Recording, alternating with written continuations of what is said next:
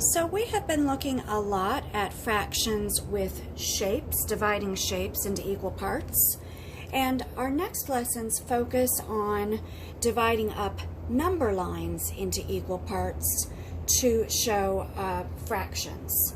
So on each of these pieces of homework, the top two are kind of examples, and then the rest are very, very similar. So I just want to go through the thinking on this top one, and then based on those strategies, you should be able to do the rest very easily.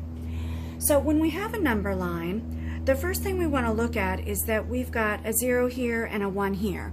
So this number, 1, is divided into equal parts with these little tick marks.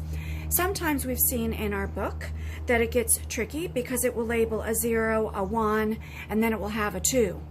Well, the fraction that we are looking for when we talk about the number of equal parts is only looking at the number of parts in 1, between 0 and 1.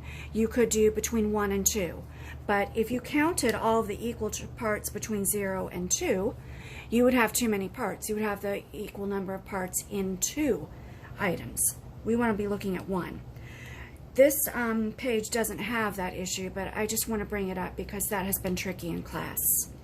So in this case, they've divided this number line up with 1, 2, 3, 4, 5 little tick marks. But when we count the actual number of pieces that this number line is broken up into, we have 1, 2, 3, 4, 5, 6 pieces. And that's why in these examples, it's got a denominator down on the bottom of the total number of equal pieces. It's 6.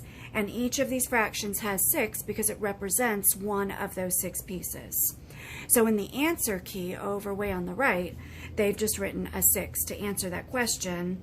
This number line is divided into how many pieces? It's divided into 6 pieces. Then it asks, what is the location of A written as a fraction? So it's going to have a letter on the number line and ask you what location it's at. So here if we count 1 part, 2 part, 3 parts, A is at 3 out of those 6 parts. So we counted 3 parts. There are 6 total parts, so the fraction that we would write is 3 over 6. So again, over here in the example, they have simply written 3 over 6 as that fraction for that one. So for each of these number line questions, you're going to count the number of spaces, not just the number of marks, but the number of pieces that the number line is broken into, and that number is always going to go down on your denominator. That's your total number of pieces.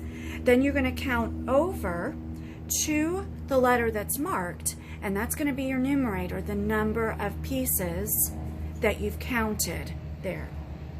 I hope that that helps. Good luck tonight.